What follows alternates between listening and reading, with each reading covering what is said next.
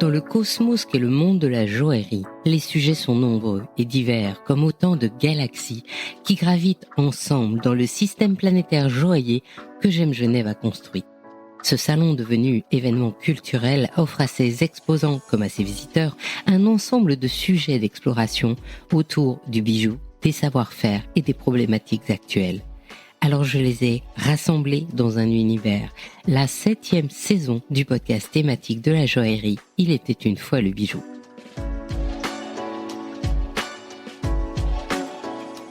Pour cette émission, je vous propose d'explorer une nouvelle nébuleuse, celle des savoir-faire joailliers en suivant la création d'un bijou réalisé en live, directement sur le salon.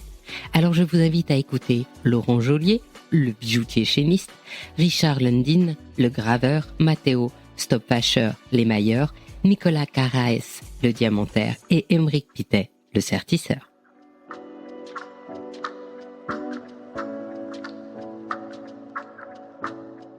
On commence par Laurent Joliet. Bonjour Laurent. Bonjour Anne. Alors Laurent, tu as commencé par quoi ? J'ai commencé par faire déjà le traçage d'une plaque avec le logo Gem Genève. Comme ça, j'ai pu faire la découpe de la pièce pour avoir déjà une base avec du limage, du sciage pour sortir tous ces angles. Pour nos éditeurs, le logo de Gem Genève, c'est deux losanges côte-côte presque fondus l'un à l'autre. C'est ça, hein ? Oui. C'est pour ça que tu parles d'angle. Exactement. Donc j'ai fait la découpe à la scie. Avec la fameuse scie Bockfil, c'est ça ? Le Bockfil que tous les bijoutiers connaissent. Est-ce que les fils de la scie Bockfil, il y a différentes grosseurs ? Alors oui, il y a différentes sortes d'épaisseurs suivant les découpes qu'on veut faire. Donc moi j'ai utilisé du 3-0 pour cette pièce. Et puis essayer de bien suivre le contour pour qu'on ait le moins possible à limer et qu'on ait la meilleure découpe des angles possible sans passer à travers le traçage parce qu'autrement on recommence. C'est vrai que quand on a des losanges comme ça, les pointes c'est quand même important et si donc on lime, forcément ça va pu être une pointe. Exactement. Et le problème c'est que les pointes c'est coupant, mais d'un côté on est obligé de les marquer. D'où de faire la pièce très pointue à la base et puis après on va venir adoucir les pointes sur la terminaison. Le plus important, c'est ces petites limes barrettes pour aller dans les angles à l'intérieur. C'est ces petites limes feuilles de sauge ou comme ça pour arriver à vraiment dessiner l'angle intérieur qui ne coupe pas. Donc il faut que celui-là soit très pointu en fait. Toi, tu étais le premier à toucher cette pièce. Mais après, elle va te revenir. Oui, après coup, je vais devoir faire une bélière. La bélière, c'est l'accroche. En plus, j'ai voulu faire une bélière en forme de diamant. C'est un beau challenge. Et au final du final, tu vas faire la chaîne. Tu es le dernier chaîniste suisse. Exactement, je suis le dernier chaîniste de Suisse. Donc, le but, à la base, c'était que je fasse une chaîne. Mais vu que j'étais le seul bijoutier sur le stand, donc j'ai fait un peu le tout, ce qui est bijouterie sur cette pièce.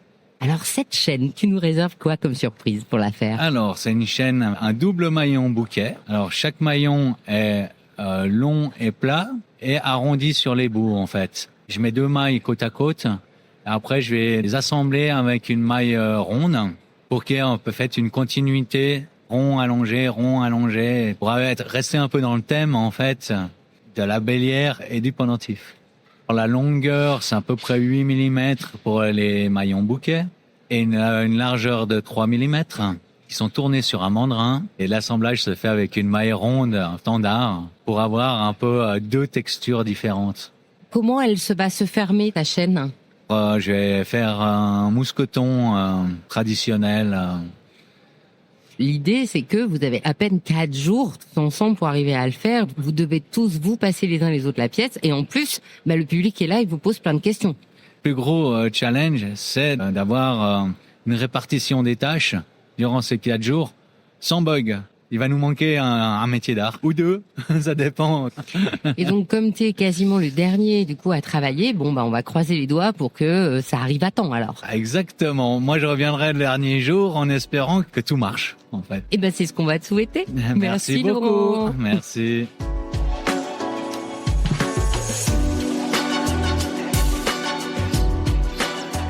Maintenant que cette pièce vient d'être découpée, il faut la rendre jolie.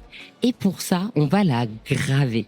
Alors je vous emmène voir le graveur Richard Lindin. Bonjour Richard. Bonjour Anne.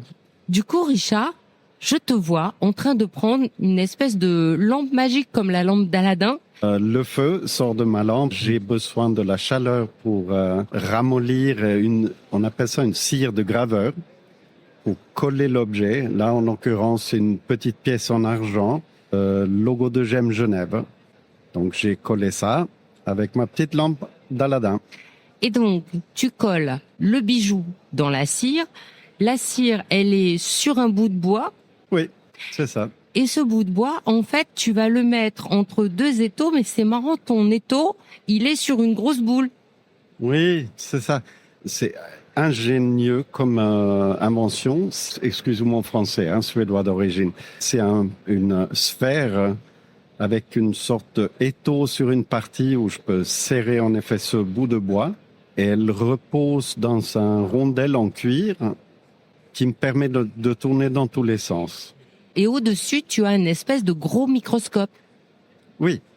Voilà, quand les objets sont petits comme celle-ci, il m'arrive de graver des lettres à 3/10 d'un millimètre d'auteur.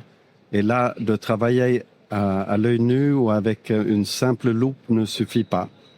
Et aujourd'hui, oui, j'utilise le microscope. Les instruments que tu utilises, c'est que des instruments à la main, c'est pas des machines. Absolument, c'est que à la main. Échoppe, burin, ciseaux. Je suis graveur ciseleur, c'est-à-dire que je peux l'utiliser de plein de façons différentes. Je tapote avec une toute petite légère marteau pour donner un peu de vie à la matière, ciselage, le coup, voilà, c'est ça.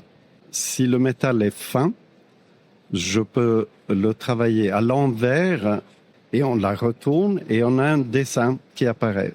Donc, ce pendentif, on lui a fait une découpe en forme du logo GEM Genève, ces fameux deux losanges. Toi, la gravure, tu as repris le centre et tu as gravé encore une fois ces deux logos, ces deux losanges côte-côte, et tu as dessiné des rayons. Mais un peu freestyle. Voilà, il fallait donner un peu de vie à cette pièce et l'idée c'était de collaborer entre les artisans. Donc Matteo qui va me suivre après moi, il va donner de la couleur sur mes gravures, mais du coup pas opaque, mais translucide. J'avais déjà vu ce genre de technique, c'était sur des montres de poche anciennes. On appelait ça un guilloché. Je vous laisse libre de l'appeler guillochage. Traditionnellement, on appelle les guillocheurs aussi graveurs. Et alors, pour réaliser cette pièce en soi, t'as mis combien de temps? Je sais pas, je chronomètre pas. Peut-être en effectif 4 heures de temps en gravure et dessin. D'autant plus que je dois passer la pièce à mon voisin, l'émailleur, Matteo. Il commence à me courir un peu après, donc j'ai accéléré un petit peu. Et du coup, pourquoi t'aimes ton métier? Oui, bonne question. Je suis tombé dedans un peu par hasard. Oui, le fait de donner un peu vie à la matière inerte. Déjà dans les grottes, on trouvait des gravures, on marquait notre passage où j'ai la chance de le faire pour l'horlogerie, joaillerie, bijouterie. Pour les amoureux qui se marient, je marque leur nom, une date. C'est peut-être pour ça que encore 30 ans après, je suis encore là. Voilà. Donc en fait, ce que tu m'expliques, c'est que ton métier, c'est de donner une marque à l'humanité. Ça sonne prétentieux, mais oui, c'est un plaisir de transmettre l'idée ou la pensée de quelqu'un d'autre, mon client en l'occurrence.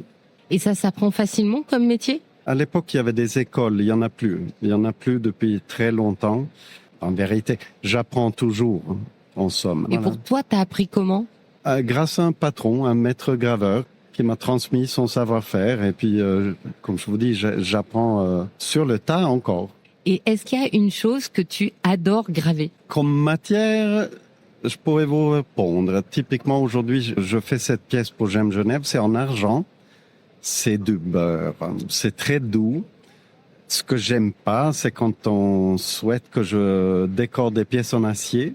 Mes outils, je les fabrique moi-même en acier. Donc ça, c'est pas très, très agréable. Et comme dessin ou motif, J'aime beaucoup faire des lettres. La lettre anglaise à l'ancienne, c'est très flatteur pour le graveur de la reproduire, oui. Eh ben merci Richard. Mais merci Anne.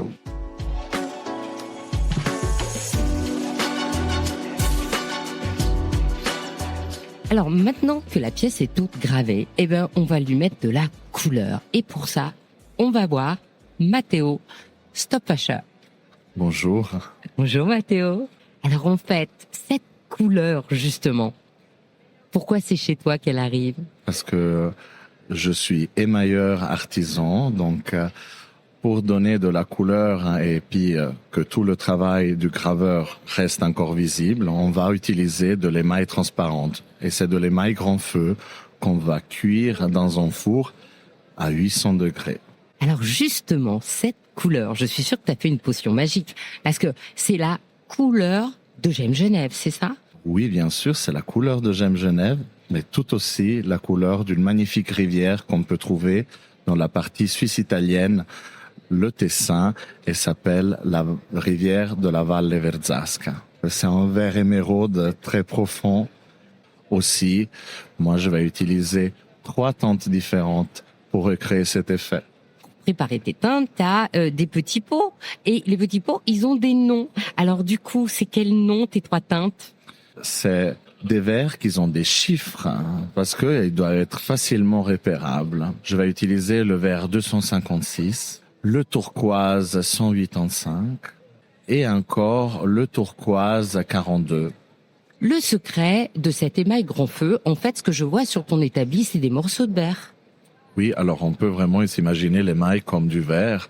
Il a juste un moment de fusion qui est un peu plus bas que le verre qu'on peut voir dans les fenêtres, dans les bouteilles. Donc, Tu veux dire que le verre, il a différentes températures pour le fabriquer? oui, absolument. Surtout ce qui est assez sympathique ou difficile dans le métier, c'est que différents émaux peuvent aussi fondre à des différentes températures. Pour fabriquer un verre qui a de la couleur, on met des trucs dedans? Moi, j'ai l'habitude d'acheter déjà ces verres depuis des cristalleries, par exemple en France, mais il y en a aussi au Japon, en Angleterre. La base, c'est le silicium, comme pour le verre. Et après, pour certaines couleurs, on met des oxydes à l'intérieur et voilà, ça crée la couleur souhaitée. Et donc, une fois que tu as ton morceau de verre devant toi, en fait, t'en fais quoi alors pour arriver à en faire de l'émail? Des fois, on peut commander de l'émail déjà broyé, mais pour avoir un contrôle et puis une qualité qui est quand même majeure, on demande des gros morceaux qu'on brise en plus petits morceaux jusqu'à justement les broyer finement en poudre d'émail. Et donc, tu commences par prendre un marteau et exploser ton morceau de verre. Exactement. Ce qui est très, très, très charmant et poétique de ce métier, que le premier geste pour créer, c'est détruire. Les petits éclats de verre, ils vont finir dans un mortier. Là encore, ils vont être battus et broyés jusqu'à quand on a cette poudre très, très fine. Et après, voilà, tout est mélangé avec de l'eau, comme si c'était des aquarelles. Et là, la couleur, si on le met sur ce bijou en argent qu'on est en train de fabriquer, la couleur va changer. Si je le mets sur un bijou en or, est-ce que la couleur va encore changer? Je pense que tu as tout compris, parce que si on utilise du turquoise sur une feuille jaune, ça va devenir forcément vert. On va jamais retrouver le turquoise. Idem pour les métaux que j'utilise, c'est le cuivre, l'argent et l'or. Si on pose une couleur transparente sur un métal qui est coloré, oui, on n'aura pas les mêmes résultats. Et est-ce que les peintures, elles ont leur petit caractère? Chaque peinture a son caractère. Ils font une température spécifique. Il y en a certaines qui aiment bien être mis au four plusieurs fois. Il y a des autres que après 2 fois qu'on les met au four, ils commencent à changer les couleurs et ils commencent à te dire, ah ben non, pour moi c'est fini. Si tu veux garder cette couleur, c'est là. Sinon, je vais continuer à évoluer, devenir plus clair, devenir plus foncé. Les rouges, c'est terrible. Les rouges, des fois, ils deviennent noirs après trop de cuisson. Et alors, si je regarde là sur ton établi, il y a des petits carrés. Il y en a un qui a un rouge un peu soutenu, qui m'irait très bien sur les lèvres d'ailleurs. Et donc, si je regarde tes petits pots là, en fait, c'est que ça correspond à quelle couleur? Celui-là, c'est le rose très pâle. Mais celui que je vois là dessiné, il est rouge vif. Là, ça, c'est la transformation. Tu vois une couleur que c'est très très clair et une fois qu'elle est cuite, elle devient extrêmement intense. Et dans ces roses et rouges, est-ce que c'est là où il y a le plus de transformation? Il y a énormément de bleus, énormément de verts. Il y a beaucoup de choix dans ces deux couleurs. C'est vrai que dès qu'on commence à aller dans les rouges et les roses, même les cristalleries, on en produit beaucoup moins parce que je pense que c'est des couleurs beaucoup plus difficiles à maîtriser et aussi à créer parce qu'ils se transforment. Oui, alors la maîtrise dans rouge, qu'il aurait la tendance à se transformer, il y a des gens qui renoncent tout simplement à les utiliser. Et pour ce pendentif de Gemme Genève, en fait, on va le faire, comme on l'a dit, avec du bleu et du vert. Tu as décidé de les faire comment? Opaque, transparent? Il faut qu'on voit la gravure en dessous. Si je choisis des couleurs opaques, le travail du graveur va disparaître. Du coup, bien évidemment, je vais choisir des couleurs transparentes, d'intensités différentes, et on va faire une espèce de radiance qui part du centre vers l'extérieur, du foncé vers le clair. Est-ce que le fait d'être transparent ou opaque, c'est une qualité intrinsèque de la couleur, ou est-ce que c'est un nombre de couches que tu vas mettre dessus et qui va faire que ça va plus être transparent? Non, c'est vraiment la couleur. On reçoit soit des couleurs opaques, soit des couleurs transparentes. Donc, après, à savoir qu'il y a aussi, justement, toujours le caractère de chaque couleur. Il y a des couleurs que quand on commence à cuire 2-3 fois, il devient semi-opaque. Il y a des couleurs opaques que si on met pas assez de couches, elles commencent à devenir semi-transparentes. Et comme tu as dit que tu allais travailler avec 3 couleurs en radiance, ça veut dire que les couleurs, elles se mélangent facilement? Vu que je vais travailler avec des turquoises et des verts, justement, ça se comporte très très bien ensemble et ils peuvent être aussi mélangés. Et est-ce que les couleurs, elles se comportent comme les gouaches dans tes potions magiques de couleurs à vitrail? Alors, imaginons qu'on va aller chercher de mélanger du blanc et du bleu opaque. Ce qu'on va voir, en fait, c'est un effet pixelisé. Donc, les deux couleurs vont pas se mélanger. Tandis que dans des couleurs transparentes, c'est toujours la couleur plus intense qui va gagner. Donc, c'est pour ça que ces mélanges, on les fait avant pour chercher d'éclaircir la couleur. En superposition, ça marche pas. Il y a toujours la couleur plus foncée qui va gagner sur la plus claire. Alors, tu vas mettre combien de temps à la finir, cette pièce? Alors, c'est une question très, très intéressante, je vais te dire, parce que je sais pas, d'abord. Peut-être une journée ou une demi-journée juste pour la pose des couleurs, ça dépend. D'accord. Au revoir, Mathéo. Au revoir, Anne, merci beaucoup.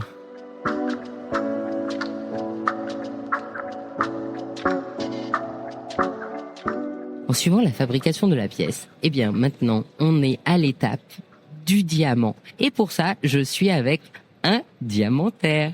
Il s'appelle Nicolas Taraes. Bonjour Nicolas. Bonjour Anne. Pour réaliser ces petits diamants, tu pars de quoi en fait? Alors on part de petits bruts. Et donc la particularité de ces pierres, c'est que c'est taille rose. Tu me parlais tout à l'heure d'un solitaire. Tu vois ton diamant? Ouais. Il a le dessus, on appelle ça la table. Et en dessous, il y a une pointe. On appelle ça la culasse. Ben là, faut que tu imagines couper entre les deux. Et il te reste que la table. Et ça, c'est à peu près ce qu'on appelle une taille rose. Et donc ta taille rose, elle est grande comment? Pour te donner une image, c'est quoi? Tu vois une tête d'épingle? Oui. Bah, c'est à peu près ça. Comment tu peux tailler quelque chose d'aussi petit? Avec beaucoup de patience, de la minutie et une loupe. Et du coup, tes instruments, ils sont petits aussi? Non. Alors, c'est le même outil que j'utilise pour une grosse qu'une petite pierre, sauf que je change les bouts. Faut s'imaginer un appareil avec plein de vis.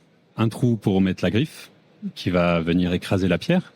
Enfin, écraser, tu me comprends. Oui, bien sûr. Et au-dessous, un petit pot qui va venir accueillir la partie inférieure de la pierre. Et c'est toujours la même technique alors pour tailler un diamant? À peu près, c'est un plateau, tourne là. Voilà, sur laquelle on a déposé un petit peu de diamant, en poussière, bien sûr. Donc du diamant qu'on a pilé avant, ça a fait de la petite poussière. Et ensuite, on le dépose sur ce plateau puisque, comme tu le sais, le diamant se taille que par lui-même. Alors cette poussière de fée, en fait, on la fait comment? Tu récupères à chaque fois que tu tailles un diamant et t'en fais ta poussière? On prend des diamants industriels, donc tu vois, une qualité pas comme ton solitaire.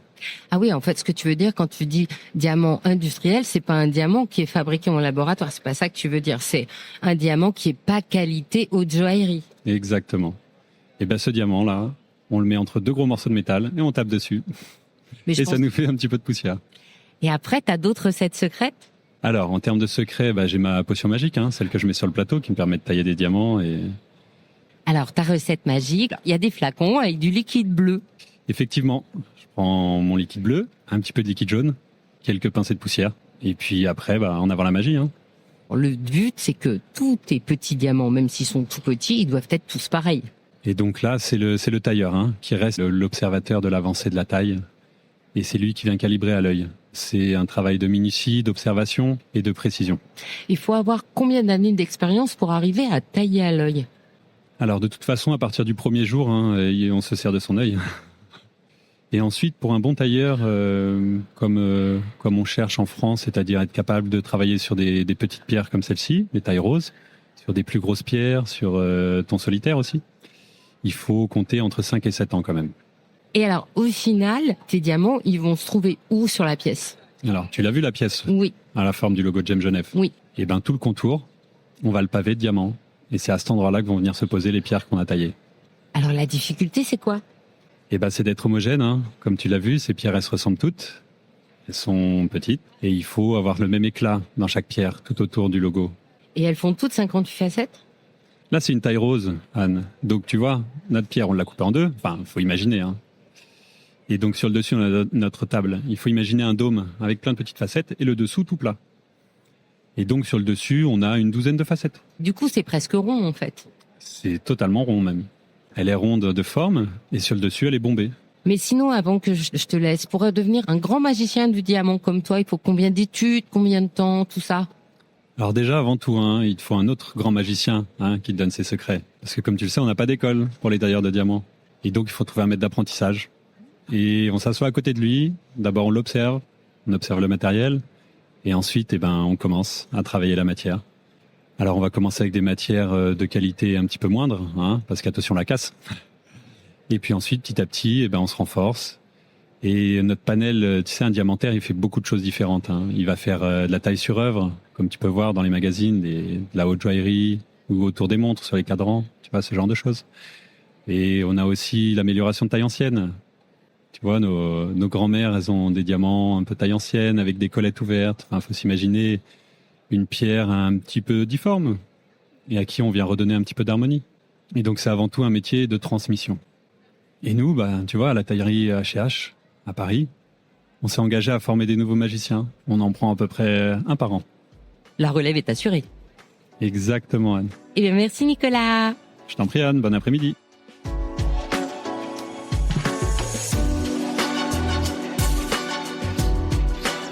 Alors maintenant que la pièce, elle est toute découpée, gravée, on va lui mettre des gouttes de rosée, comme disaient Gilbert Albert et Jean Vendôme. C'est-à-dire qu'on va la saupoudrer de diamants. Pour ça, j'ai avec moi le sertisseur. Il s'appelle Aymeric Pittet. Bonjour Aymeric. Bonjour Anne. Alors, qu'est-ce que tu vas faire pour sertir ce bijou? Pour ce bijou, tout d'abord, je vais pointer où vont être mis les pierres, parce qu'on va avoir différentes tailles de pierres. On va avoir du 1,8 jusqu'à du 0,8 mm. Donc, le but, ça va être de les répartir les plus harmonieusement possible. Ensuite, on va fraise-bouler à la taille des diamètres de chaque pierre qui doivent être mises. Fraise-bouler. C'est un outil avec la pièce à main qui permet de creuser la matière et d'atteindre le diamètre de la pierre. Donc c'est une boule qui a différents diamètres et du coup on peut le choisir les diamètres qu'on veut pour la pierre. Donc en fait, si je me souviens bien, la pièce à main, ça ressemble à un gros stylo et c'est relié électriquement. Et quand on appuie dessus, on met des instruments qui font ce qu'on lui demande de faire. Et donc Exactement. là, en l'occurrence, au lieu de, creuser, piquer, ça a un bruit, c'est affreux. Quand nous sommes chez le dentiste, les outils en fait sont les mêmes. T'as une pièce à main et si on se réfère au bruit que fait le dentiste, c'est exactement la même chose. On y est. Tu as marqué les endroits où tu vas mettre tes pierres. Tu Tout à choisis fait. les pierres pour bien tout les répartir pour que ce soit harmonieux, même si elles n'ont pas tout à fait la même taille, même si ce que tu me racontes, en fait, c'est grand comme une tête d'épingle. Oui, tout à fait, voire même plus petit pour les 0,8. Donc c'est très compliqué d'harmoniser quelque chose d'aussi petit. Le but est de faire un dégradé harmonieux et de placer justement ces pierres le mieux possible. Le but étant que tout scintille magiquement. Donc, là où on en est, on a décidé de l'emplacement. On a bien réparti les diamants. Bon, maintenant, il faut quand même les mettre sur la pièce. Tout à fait, mais il y a encore pas mal de travail avant ça. Alors, explique-moi. Donc avant ça, une fois qu'on a frise-boulé à la hauteur nécessaire, on va prendre une onglette. Donc c'est comme un couteau qu'on va préparer au préalable. Donc on va l'émeriser à des différentes tailles pour le rendre le plus brillant possible, pour qu'il n'y ait pas de traces visibles à l'œil nu de rayures sur notre outil. Parce que quand on va travailler, chaque marque qui est sur cet outil va se répercuter dans la recoupe. Et pour ça, il faut que l'outil soit nickel. Donc le but, c'est de faire vraiment un polymiroir sur cet outil pour ensuite venir creuser, enlever de la matière. Donc ça va faire un V qu'on va évaser un peu plus, pas du côté de la pierre, mais de l'autre côté, pour que la lumière soit beaucoup plus brillante et absorbe beaucoup plus de lumière et le redonne dans la pierre. Par la suite, on va utiliser notre plate pour écorner. Donc on va ôter la matière pour avoir juste des plots rectangulaires. Par la suite, moi j'aime beaucoup passer la Y. Donc c'est un outil qu'on met là encore dans notre moteur à main, qui va faire un petit creux exactement pour laisser passer plus de lumière et pour que la pierre puisse vraiment être assise de manière uniforme et qu'on puisse gérer sa position pour que la table soit droite en fait, suivre la courbe de la pièce. Bon, en l'occurrence la pièce est plate, mais si la pièce avait des volumes, le but ce serait de pouvoir tapoter un peu à gauche à droite pour suivre cette courbe. Donc là où on en est, on a creusé la place, creusé les emplacements, on a appuyé un peu le métal, si je traduis, pour que chaque table de chaque diamant soit au même niveau, et de chaque côté de chaque pierre, il y a un petit truc qui ressort, parce qu'on lui a fait un petit nid, il y a des trucs qui dépassent. Exactement. Et ensuite, une fois qu'on a positionné notre pierre, donc le feuilletis ne touche pas la recoupe, mais est bien dans le fond de la recoupe, nous allons séparer les grains.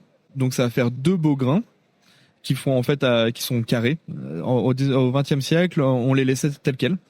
C'est-à-dire qu'on séparait notre grain et on polissait et voilà, c'est tout. Mais ça se prend dans les habits et c'est un peu moins délicat. Donc maintenant, on boule, donc on prend un perloir où on vient juste à un endroit, on vient faire un petit plat qu'on mettra du côté de la pierre et on va mettre de la tension pour contraindre ce grain carré à une boule et à vraiment la plaquer sur la pierre. Et voilà, on va écraser un peu cette boule sur la pierre pour vraiment harmoniser le tout. En fait, la grande différence, c'est que d'habitude, quand on regarde une bague, une solitaire, etc., on a l'habitude de voir des petites griffes. Et là, en fait, ce serti-grain, c'était un peu magique parce qu'on travaille directement dans la matière et on ne laisse sortir que justement un petit grain, une minuscule petite boule. En fait, on ne voit pas du tout comment la pierre tient. Exactement. C'est ça le but. C'est ça le but. Alors, en l'occurrence, vu qu'on travaille sur de l'argent, les grains sont peut-être un peu plus gros parce que, s'il y a un polisseur qui travaille par la suite et même pour le porter au quotidien, l'argent est un peu plus mou. Donc on préconise de faire des grains un peu plus gros et c'est pour ça que le titane ou l'or est encore mieux parce que c'est un métal qui est très dur et du coup on peut faire des choses très fines et qui seront invisibles. Oui, parce qu'il faut que ce soit vraiment très fin, même pas gros comme une pointe. Exactement. Il faut puis en plus il faut manipuler ce diamant qui est pénible. Du coup généralement on prend un perloir qu'on vient réduire, on vient faire un tout petit plat, on prend un peu de salive sur cet outil. Ensuite ça colle le petit diamant et on peut le positionner. Et voilà, la salive est juste là pour maintenir quelques secondes en l'air cette pierre. Alors combien ça te prend de temps de faire tout ça? Je pense une demi-journée, je dirais 5 heures. Seulement? Moi je mettrais je sais pas moi 3 mois. Du coup c'est un métier, c'est en forgeant qu'on devient forgeron, donc forcément c'est avec le temps qu'on apprend à être rapide, efficace et à faire les choses. Et toi, ça t'a pris combien d'années pour apprendre ça? Alors moi, ça fait 2 ans où je suis dans le grain, donc spécialisé du grain, et j'ai appris sur le tas. Mais en fait, t'étais déjà sertisseur avant. Alors pas du tout. Moi, j'ai une formation de bijoutier joaillier à la Chaux-de-Fonds, et ensuite j'ai fait designer bijoux à la Aide à Genève. Et et par la suite, j'ai décidé d'apprendre le sertissage. Bon, maintenant, il faut que je te laisse travailler alors. Il faudrait un petit peu. Ça va me prendre un peu de temps quand même. Bon, bonne chance, Aymeric. Au revoir. Merci beaucoup, Anne, et puis au revoir.